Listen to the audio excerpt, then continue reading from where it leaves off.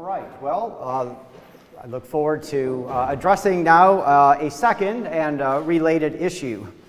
Acum privim la o chestiune separată, dar legată de ce am discutat până acum. From the perspective of the biblical teaching that we were thinking about in the last hour, let's consider the Christian life and Christian experience in our own time. Din perspectiva teologiei biblice la care am privit mai înainte, haideți să privim acum la chestiune ce țin de dilemele pe care le avem acum. I would first like to introduce and explain an important term. În primul rând, aș dori să introduc și să explic un termen important. I only have one term for you this lecture. În această prelegere este un singur termen. That word is Christendom. Și cuvântul este creștinătate. Christendom refers to the long experience of much of Europe and other places where European Christianity spread. Și creștinătatea se referă la experiența, la starea multor locuri din Europa și în alte zone din lume unde creștinismul s-a răspândit. It really begins in the later periods of the early church. Și apare această situație, această stare în ultima parte a bisericii antice. And the idea of Christendom centers around a unified Christian society. Și ideea în jurul creștinătății se referă la existența unei societăți unificate de credința creștină. Not only the church, but also the state and all other social institutions were regarded as Christian. Nu doar biserica, ci și guvernul și alte instituții sociale au început să fie privite ca fiind creștine. It was taken for granted that all people, or at least most people in the society, were Christians. Oamenii presupuneau că toți oamenii sau aproape toți oamenii din societate erau creștini. The civil government tried to support what it regarded as the one true church. Guvernul civil a încercat să susțină ceea ce considera a fi biserica adevărată. It supported that church and suppressed all other religions. Susținea acea biserică pe care o considera adevărată și apoi suprima toate celelalte religii. The state punished heretics and blasphemers. Statul pedepsea pe eretici și pe cei care blasfemiau. The church and the state remained distinct. Biserica și statul au rămas distincte, but they were very, very closely related. Dar erau foarte apropiate, legate, foarte strâns. As I said, the state tried to protect and support and even control the church. Statul a încercat să protejeze, să susțină și chiar să controleze biserica. And on the other hand, the church tried to have great influence and control the state. Și pe de altă parte, biserica a încercat să aibă o influență și control asupra statului. But in recent centuries, Christendom has died. Dar în ultimele secole, această creștinătate, această societate creștină a dispărut, a murit. The experience has been different in different places, and yet this is generally true. Experiența a fost diferită în locuri diferite, dar lucrul acesta este valabil în general peste tot. The places that used to be part of Christendom began to adopt policies of religious liberty. Locurile care erau înainte parte din această creștinătate au început să adopte o politică de libertate religioasă. The state stopped punishing heresy and blasphemy. Statul a început să nu mai pedepsească erezia și blasfemia. It became acceptable to be a Christian or something else if you wanted to be. A devenit acceptabil să fii creștin sau să fii altceva, dacă vrei să fii altceva.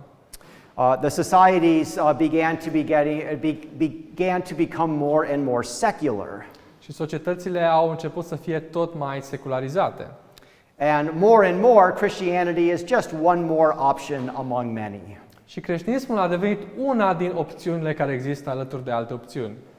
I think we can say that in Europe and in North America and in many other places, we live after Christendom.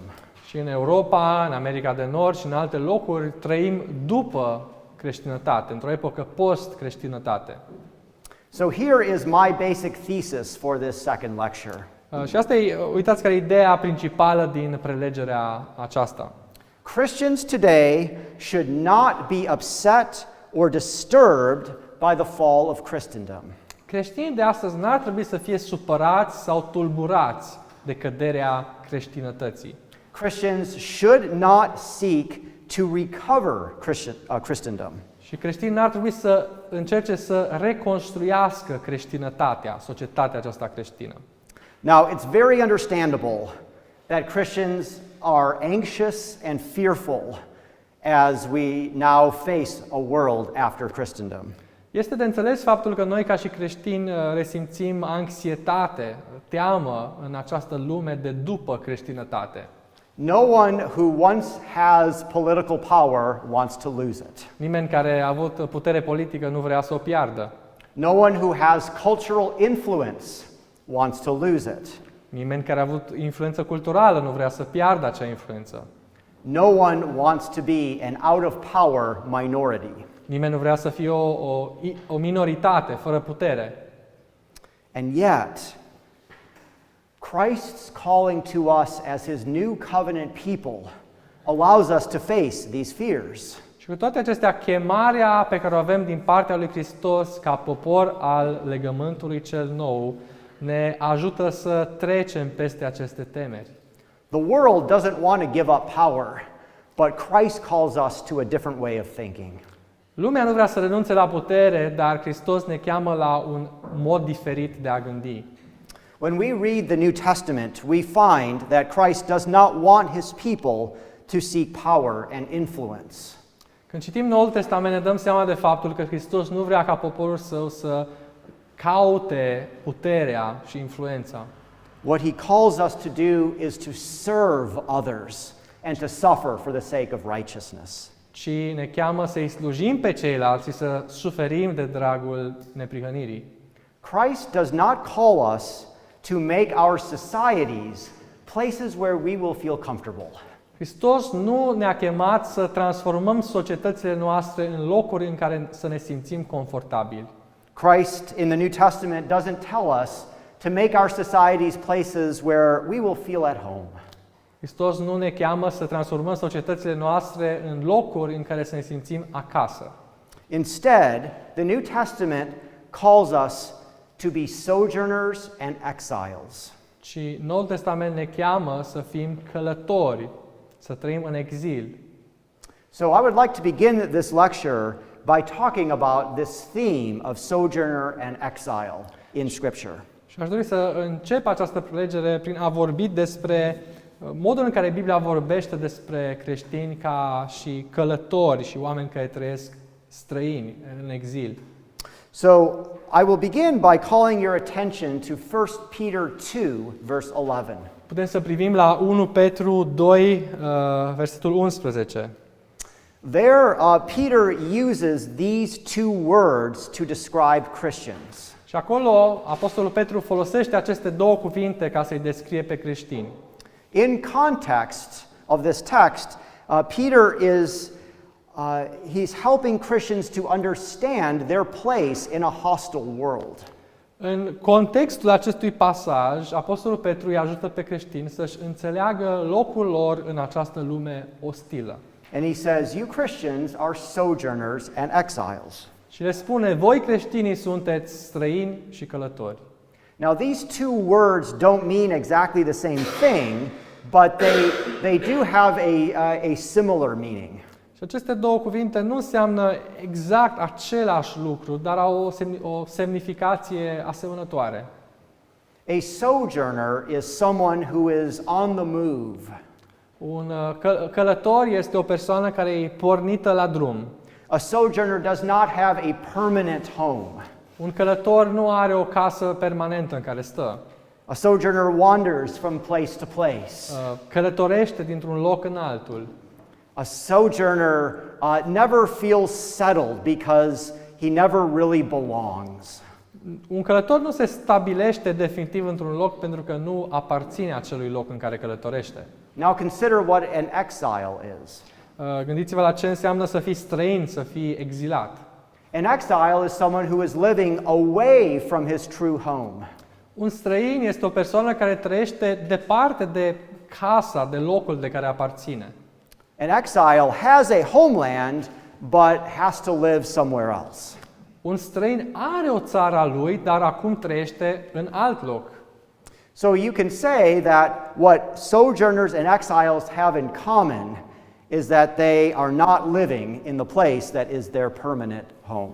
Și ceea ce au în comun acești doi termeni e faptul că în ambele cazuri oamenii nu trăiesc acum în locul ce este casa lor permanentă. Now Peter, he got these terms from the Old Testament. Iar apostolul Petru a preluat acești termeni din Vechiul Testament. When he refers to sojourners, he's thinking especially of Abraham. Când se referă la călători, se referă la Avram. And when he refers to exile, he's referring primarily to the Israelite exiles in Babylon. Și când vorbește despre a fi străin, exilat, se referă la poporul evreu care a fost exilat în Babilon. So Peter is saying, you Christians, you need to look back to Abraham, and you need to look back to the Babylonian exiles to understand your place in this world. Și ce spune de fapt apostolul Petru este că noi ca și creștini trebuie să privim înspre Vechiul Testament, înspre călătoria lui Avram și înspre exilul poporului în Babilon ca să ne înțelegem locul nostru în această lume. So let's take a few minutes to think about these two Old Testament examples. Așa că putem să petrecem câteva minute privind la aceste două exemple din Vechiul Testament. So if we would go back to the book of Genesis, we would read about the wanderings of Abraham.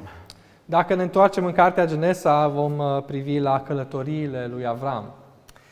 If you have ever read these stories, you will notice that Abraham doesn't live in any one place for a very long time. Și dacă vă aduceți aminte de aceste narațiuni, vă dați seama că Avram nu locuiește foarte mult timp într-un anume loc. He doesn't build a home anywhere. He just lives in tents. Nu construiește o casă într-un loc, ci locuiește în corturi. He lived in other people's cities, other people's lands. Locuiește în orașele și în meleagurile altor oameni. God had promised to his descendants that he would give them the promised land, but Abraham couldn't claim it as his own during his day. Dumnezeu a promis celor care se vor naște din el că vor avea parte de o țară, dar Avram în timpul vieții sale încă nu a intrat în posesia acelei țări. So Abraham was a sojourner. Așa că Avram era un călător. Now on the one hand, Abraham had been called out of the world to believe in the one true and living God. Dintr-un punct de vedere, Avram a fost chemat să iasă afară din lume, din societate și să creadă în Dumnezeu. Spiritually, he had been separated from his pagan neighbors. Asta înseamnă că din punct de vedere spiritual a fost separat de păgânii care îl înconjurau. God had entered into a special covenant relationship with him. Dumnezeu a intrat într-un legământ special cu el. And yet at the same time, Abraham lived in common with his pagan neighbors. Cu toate acestea, Avram a continuat să trăiască înconjurat de vecini, de oameni de lângă el care erau păgâni. In Genesis 14, he fought in a local war. Și în Genesa capitolul 14, Avram a luptat într-un război, într-o bătălie locală, de acolo de unde locuia. In Genesis 20, we read about Abraham participating in a lawsuit. Și în Genesa 20 vedem că Avram este parte dintr-un proces de judecată. In Genesis 23, we read of Abraham entering into a real estate transaction. Genesa 23 vedem că face afaceri imobiliare.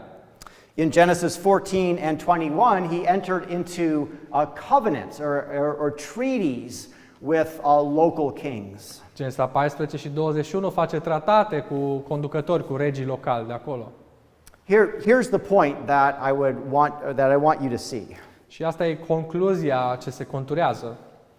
Abraham was spiritually separated from his broader society, but he continued to live within that society and to interact with the people of the lands where he was sojourning. Din punct de vedere spiritual, Avram era separat de societatea din jur, dar din alte puncte de vedere a continuat să trăiască înconjurat de acești oameni, să aibă o legătură cu ei. And it's interesting, isn't it, that Abraham never tried to gain political power wherever he was. Și interesant faptul că Avram nu a încercat să dobândească o putere politică pe acolo pe unde s-a dus. God had made his household a holy community. Dumnezeu a făcut ca această familie a lui Avram, casa lui Avram, să fie o comunitate sfântă. But Abraham never tried to make the societies in which he sojourned holy communities. Dar Avram n-a încercat să transforme societățile prin care călătorea, să le transforme în societăți sfinte. So keep Abraham in mind, and now let's consider the Babylonian exile. Deci putem să păstrăm în minte ce am concluzionat de la Avram și să ne îndreptăm spre exil. So many years after Abraham, God brought the descendants of Abraham up out of Egypt. După mulți ani după Avram, Dumnezeu i-a scos pe descendenții lui Avram din Egipt. He brought Israel into the promised land that he had promised to Abraham. A dus pe Israel în țara promisă, ce a fost promisă lui Avram. And God called Israel to make that land holy. Și Dumnezeu le-a cerut evreilor să facă acea țară să fie sfântă. Israel was to live a holy life in the land under the law of Moses. Israel trebuia să trăiască o viață sfântă în țară sub legea lui Moise. But they failed miserably and God came to judge them. Dar au eșuat în mod dezastruos și Dumnezeu a venit să-i judece. And he sent many of those Israelites into Babylon as exiles. Și a trimis mulți din acei evrei în exil în Babilon. And you can imagine just how puzzled those Israelites in Babylon must have been. Și puteți imagina cât de confuzi au fost acei oameni, acei izraeliți în Babilon. How were they supposed to live? Cum trebuiau să trăiască acum? They no longer lived under their own king. Nu mai trăiau conduși de regele lor. They could no longer live under the law of Moses. Nu mai puteau să trăiască conform legii lui Moise. So what were they supposed to do? Ce trebuiau să facă acum? Well, God raised up the prophet Jeremiah to give them some answers. De aceea Dumnezeu l-a adus pe profetul Ieremia ca să le ofere câteva răspunsuri. Jeremiah 29 records a letter that the prophet sent to some of the early exiles. Și Ieremia 29 ne arată o scrisoare ce a fost trimisă primilor oameni exilați. What Jeremiah said can be summarized in this way. Și ce a spus Ieremia poate să fie rezumat în felul următor. These Israelites were to live in Babylon the way Abraham lived when he was a sojourner. Acești israeliți trebuiau să trăiască în Babilon în același fel în care a trăit Avram pe vremea când era un călător. Jeremiah said, build homes, plant gardens, get married, have kids. Ieremia a spus, construiți case, plantați vii, faceți copii. And he said, seek the welfare of Babylon where you are living. Căutați binele Babilonului, a cetății unde locuiți. He says, if it prospers, you are going to prosper. Dacă acelei cetății merge bine, și voi vă veți bucura de prosperitatea ei. He said, pray for Babylon. Le-a spus să se roage pentru Babilon. Remember, Babylon was the wicked city that had destroyed Israel. Dar putem să ne aducem aminte că Babilonul era orașul acela rău care a distrus Israelul. And yet they were to seek the peace of Babylon and to pray for her. Dar acum ei trebuiau să caute pacea Babilonului, să se roage pentru Babilon. And yet they were to be like Abraham because they weren't to look at Babylon as their true and permanent home. Dar în același timp trebuiau să fie ca și Avram și să nu privească Babilonul, să nu considere Babilonul drept casă permanentă a lor. They were to settle there for a time, but to remember that there was something better to come. Trebuiau să se stabilească acolo pentru o vreme, dar în același timp să-și aducă aminte de faptul că urmează ceva mai bun. In that same letter in Jeremiah 29, God promised that he would bring Israel back to their land after 70 years. Și în această scrisoare în Ieremia 29, Dumnezeu a promis poporului Israel că îi va aduce înapoi în țara lor după 70 de ani. In a way, we can say that these Israelite exiles were dual citizens. Și din acest punct de vedere putem să spunem faptul că acești izraeliți exilați aveau o dublă cetățenie. They were to be law-abiding and hard-working citizens of Babylon. Trebuiau să fie cetățeni care ascultă legea și sunt harnici acolo în Babilon. But they were not to try to turn Babylon into a new Jerusalem. Dar nu trebuiau să transforme Babilonul într-un nou Ierusalim. They were to keep their hope and look forward to going back to the real Jerusalem. Trebuiau să-și păstreze speranța și atenția îndreptată înspre întoarcerea spre adevăratul Ierusalim. That was their true home. Aceea era casa lor adevărată. So it's very helpful that in the book of Daniel we read about how this worked out in the lives of some godly Israelites. Și putem să vedem faptul că în cartea Daniel avem desfășurarea acestor evenimente care au fost promise. So we read about Daniel, who was very much involved in the civil life of Babylon. Citim despre Daniel și dăm seama că a fost foarte implicat în viața socială din Babilon. He got a degree from the University of Babylon. A avut o diplomă de la Universitatea din Babilon. He entered the Babylonian civil service. A devenit un slujitor în administrația babiloniană. And he rose up to a very high position of political power. Și a ajuns să dețină o funcție politică foarte importantă. When he had some enemies who wanted to make trouble for him, they could not find anything to accuse him of according to their civil law. Și când a avut niște dușmani care voiau să-i pună bețe în roate, nu au avut niciun motiv pentru care să-l acuze că a încălcat vreo lege de-a lor. It must have been tempting for Daniel to forget about being an Israelite. În același timp ne dăm seama de faptul că putea să fie o mare ispită pentru Daniel să uite de faptul că el aparține Israelului. He had power, he had influence, he probably had a lot of wealth. Avea putere, avea influență și probabil că avea și foarte multă bogăție. But he didn't forget who his God was or what his true hope was. Dar nu a uitat cine era Dumnezeul lui și care era adevărata sa speranță.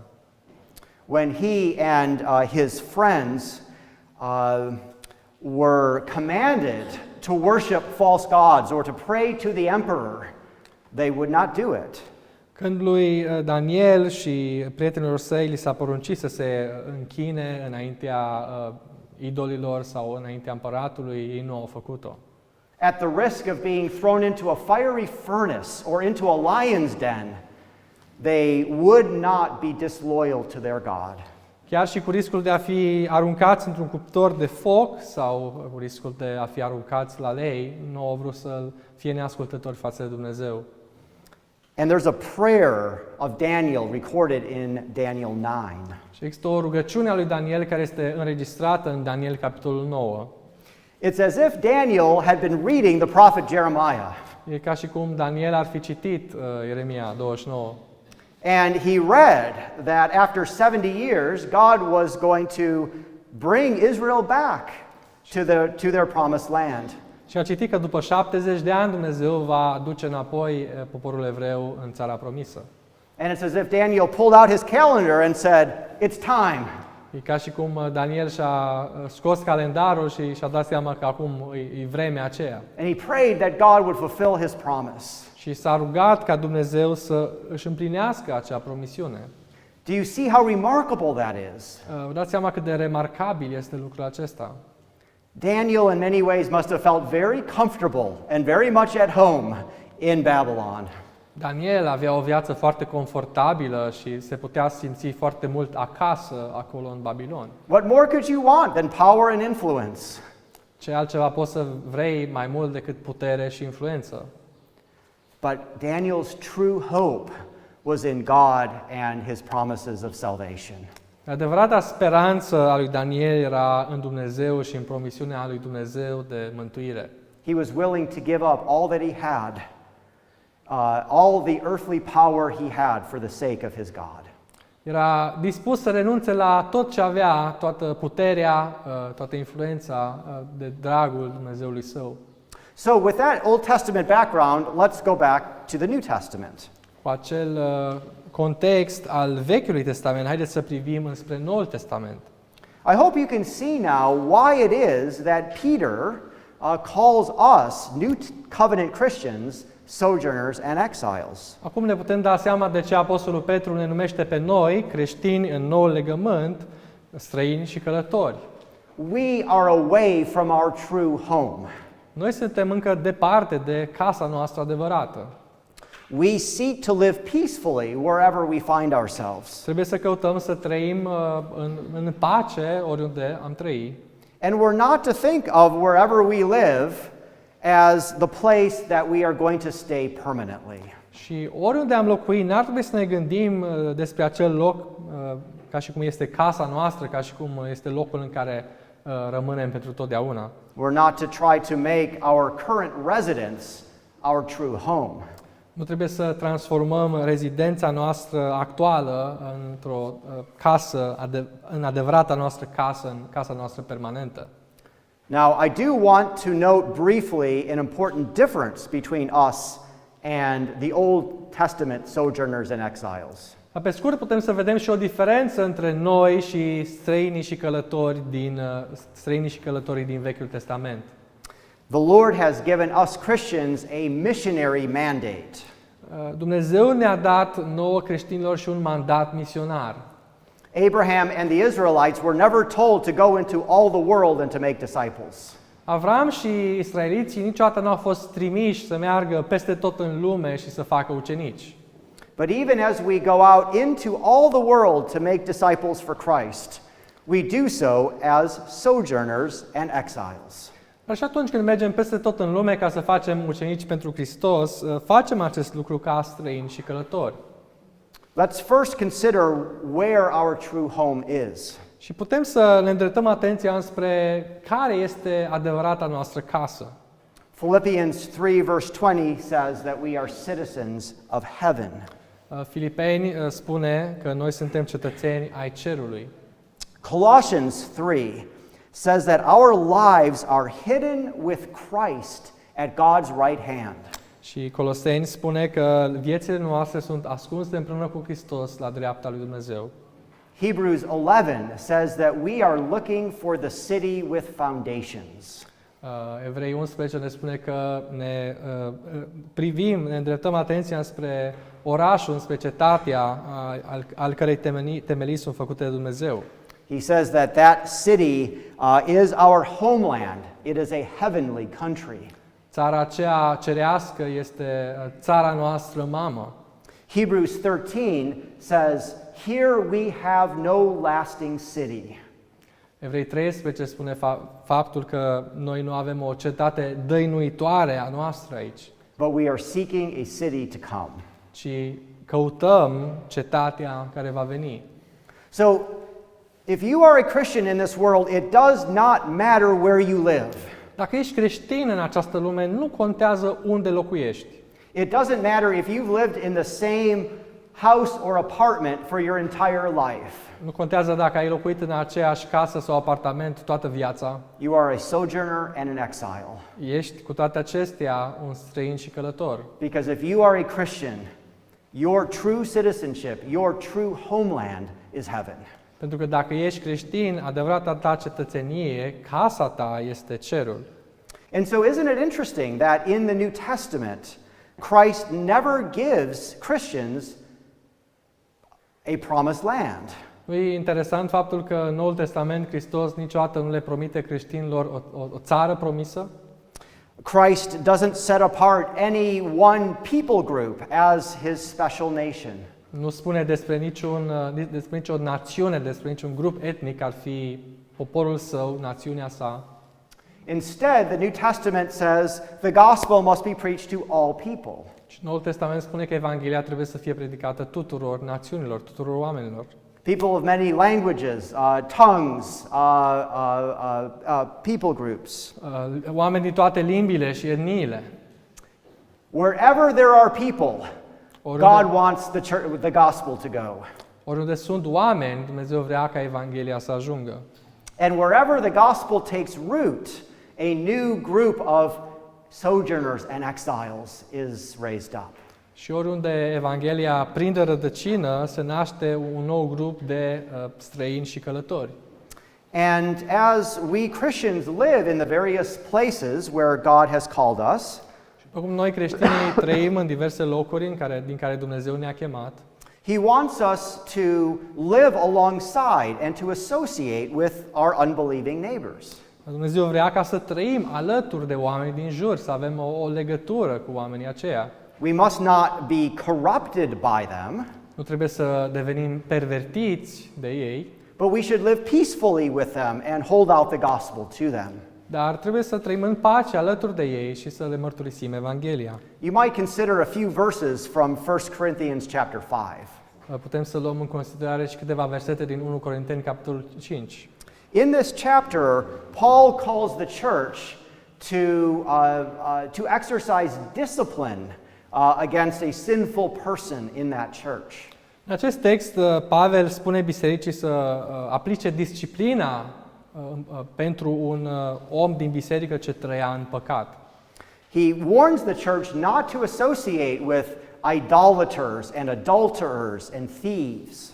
Avertizează biserica să nu se asocieze cu cei care trăiesc în idolatrie, în adulter sau cei care fură. But then he immediately qualifies what he says. Dar imediat explică la ce se referă.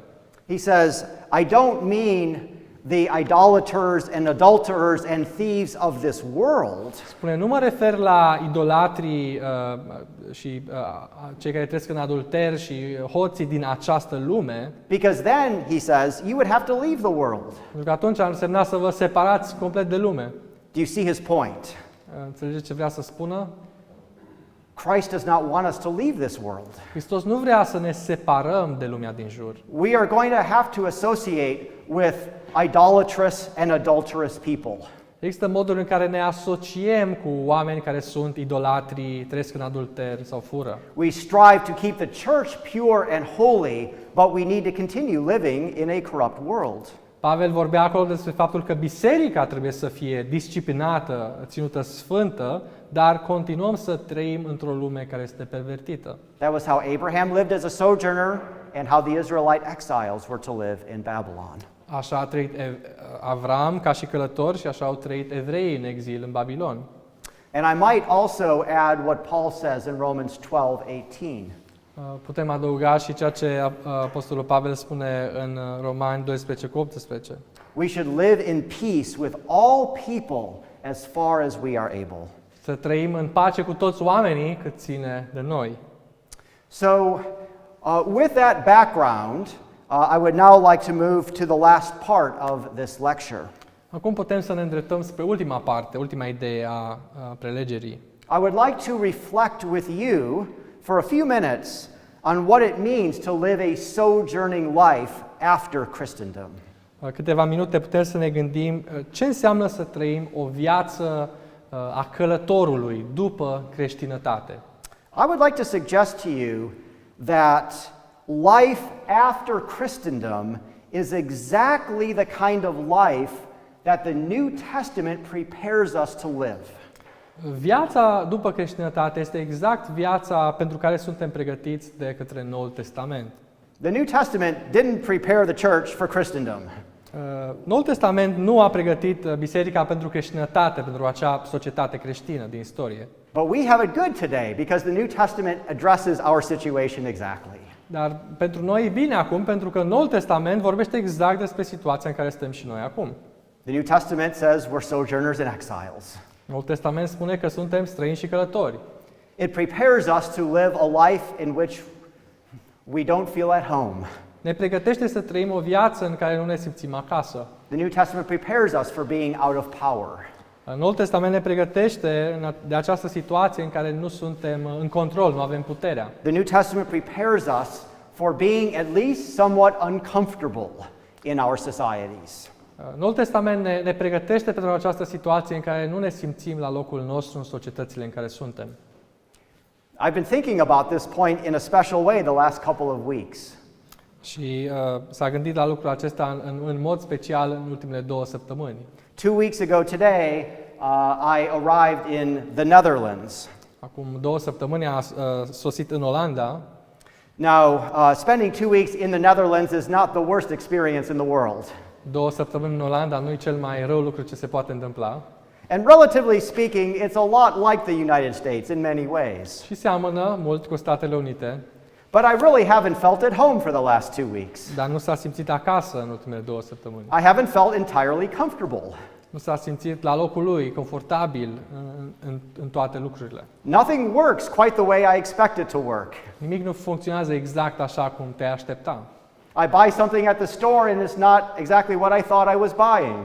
Cumpără ceva la magazin și nu e exact ce credea că o să fie.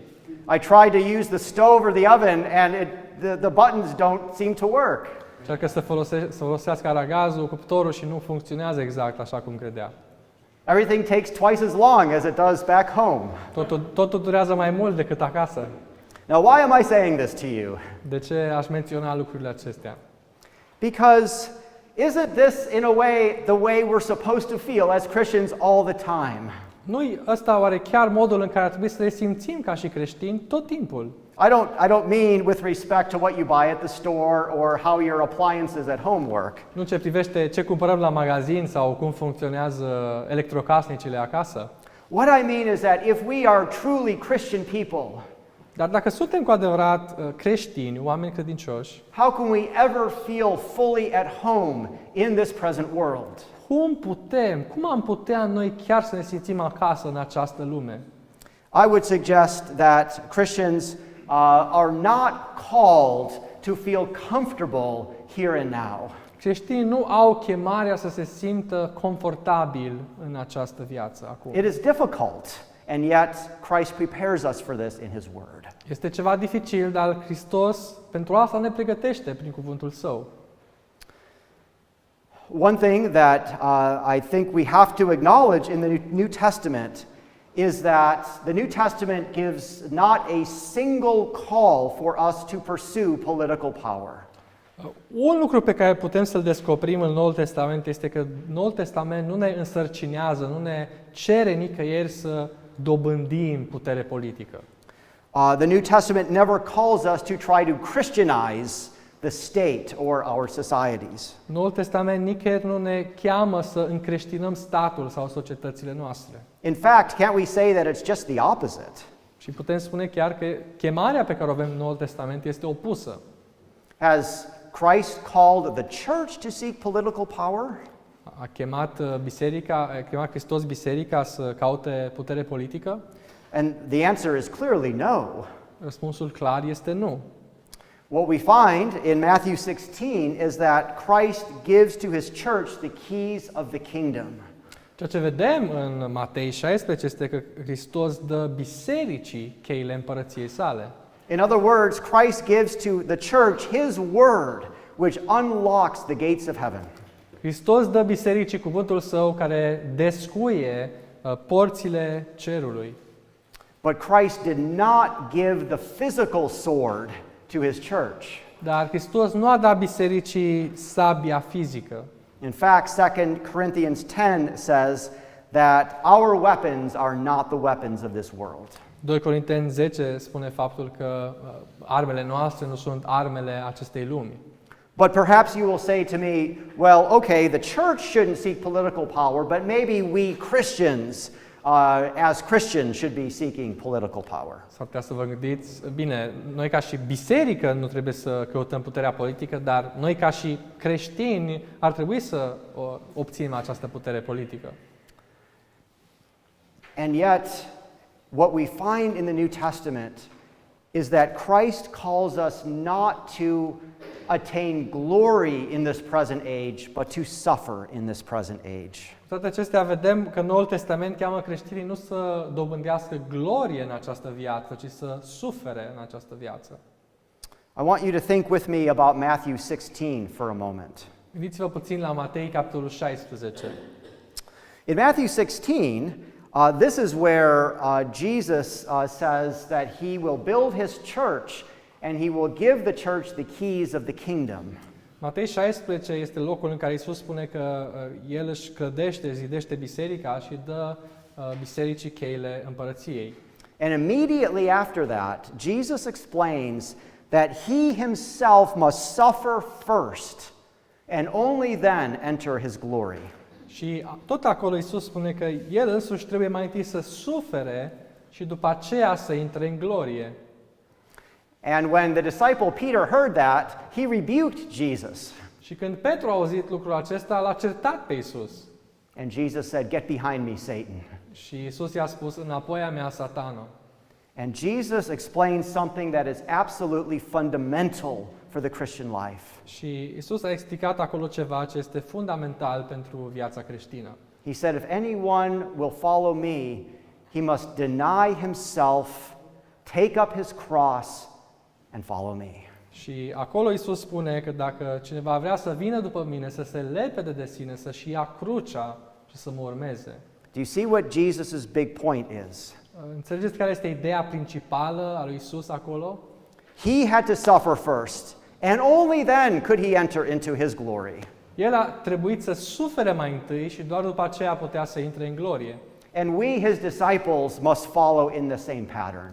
Și noi, ca și ucenici ai săi, trebuie să urmăm același tipar. He calls us to bear his cross in this present age. Ne cheamă să purtăm crucea lui în această vreme, în această epocă în care trăim. And we look forward to glory in the age to come. Și să privim, să așteptăm gloria în veacul care vine.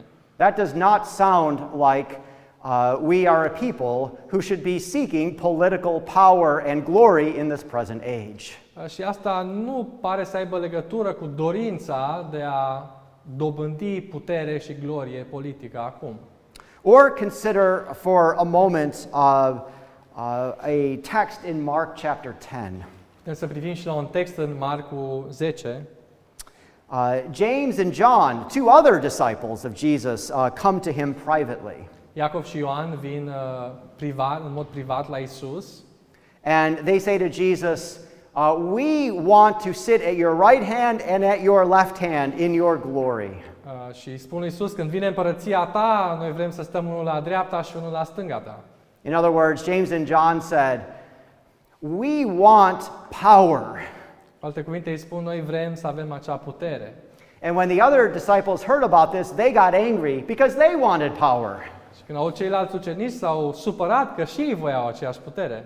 But Jesus explained that this is not the way of his kingdom. Dar acolo le explică faptul că nu aceasta este calea împărăției sale. Once again, Jesus says, think about my example and follow it. Încă o dată Iisus le spune, gândiți-vă la exemplul meu și urmați acel exemplu. Jesus says, even the Son of Man did not come to be served, but to serve and to give his life a ransom for many. El spune, nici chiar Fiul omului nu a venit ca să îi se slujească, ci ca să slujească și să-și dea viața pentru mulți. Jesus says, you know that the rulers of the Gentiles, they like to lord it over other people. Iisus spune, știți că acei conducători ai neamurilor vor să stăpânească asupra oamenilor. But this is not to be your way. Dar aceasta nu este calea pe care voi să o urmați. As our Lord came to serve, so we are to be those who serve. După cum Hristos a venit să slujească, și noi trebuie să slujim. Let the rulers of this present age lord it over people in their pomp and arrogance. Să lăsăm conducătorii acestui veac să stăpânească asupra oamenilor cu pompa lor și cu aroganța lor. It's understandable that the things that I've been saying are not always the most popular things to say. Este de înțeles faptul că lucrurile pe care tocmai le-am spus nu sunt cele mai populare lucruri pe care să le vrea lumea să le audă. As I mentioned earlier, Christians feel afraid and anxious when they think about not being in power. Ca și creștini ne simțim temători, anxioși atunci când ne dăm seama că nu avem control, nu avem puterea. It's an easier message to preach a gospel of going out and gaining influence and taking control. Este mult mai simplu dacă ar fi să predicăm o Evanghelie prin care trimitem pe toată lumea să iasă afară în lume și să transforme lumea, să dobândească putere, control. But the New Testament does tell us not to be afraid and not to be anxious. Dar Noul Testament ne învață să nu fim temători, să nu fim anxioși. But it's not because we are going to get power soon. Nu pentru că în curând vom dobândi această putere, această autoritate. Hebrews 13 tells us not to be afraid because God will never leave us and never forsake us. Evrei 13 ne spune să nu ne temem pentru că Hristos nu ne va părăsi, nu ne va uita. And 2 Thessalonians 1 tells us that Christ is coming again and that he will rescue us from everyone who has afflicted us. Și 2 Tesaloniceni 1 ne spune că Hristos se va întoarce și ne va scăpa de orice om ne-ar face răul. And of course, don't forget Jesus' promise that the gates of hell will never prevail against his church. La fel trebuie să nu uităm promisiunea lui Hristos că porțile locuinței morților nu vor birui biserica. Truly, we can be confident before our God. Putem să fim încrezători înaintea lui Dumnezeu. So, in conclusion, Concluzie, Christians may be and even should be involved in their political communities. creștinii pot să fie și chiar ar trebui să fie, poate, implicați în comunitățile politice din care fac parte. To be involved in politics is one valid vocation among many. Ca una din vocațiile valide, legitime, pe care creștinii pot să le aibă în această viață. There are many ways we can serve God and serve each other in this world. Sunt multe moduri în care le putem sluji pe Dumnezeu și ne putem sluji unii pe alții în această lume. And by being involved in government is one valid way. Și implicarea noastră în guvernul civil este unul din modurile în care putem să slujim. If we have opportunity to promote justice in our societies, that's good. Dacă avem oportunitatea să promovăm dreptatea, justiția în comunitatea noastră, e un lucru foarte bun. If we can promote the value of human life, that is good. Dacă putem să promovăm valoarea vieții umane, e un lucru bun. If we can protect family life and our lawful life in business, that's good. Dacă putem să protejăm viața de familie sau activitatea noastră în afaceri, în muncă. But let us never become obsessed about political power. Dar să nu devenim obsedați de puterea politică. And let us never seek to give Christians a privileged place in our political societies. Și să nu încercăm să dăm creștinilor un loc privilegiat în societatea civilă. And may we never ever think that we will bring Christ's heavenly kingdom through political means. Și să nu avem iluzia că vom aduce împărăția lui Hristos pe pământ prin aceste mijloace politice. Thank you for your attention. Mulțumesc.